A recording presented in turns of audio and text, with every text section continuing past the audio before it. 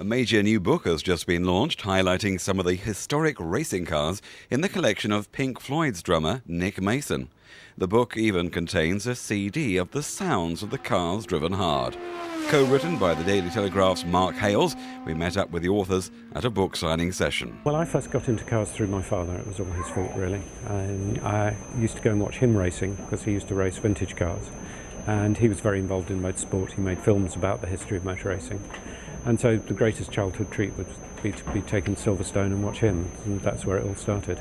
Well, the thrill of driving these cars is just that that's when they're at their very best. That these cars static under a dust sheet or in a museum are really not as effective as when they're actually being driven hard. And most of the cars are capable of sliding and drifting and being pushed in that way, and that's when they're at their very best.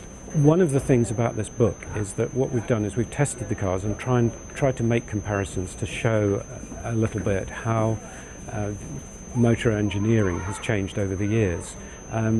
What we've done is when we've taken all the cars and at the back of the book correlated all the figures for the lap times, 0 to 60 and so on, we've made that comparison. What we've also done is we've included a BMW M3, a sort of modern good saloon, performance saloon, so that you can actually see a little bit how these cars compare.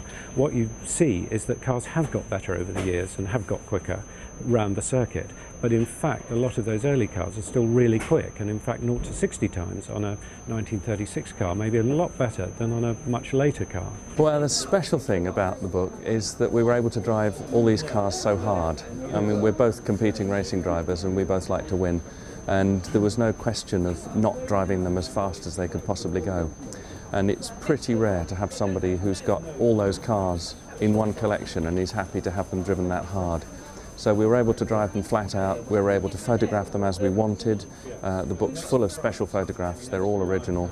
We're able to record the cars and we're able to test them against the clock. So as far as we know, this book has never been done before.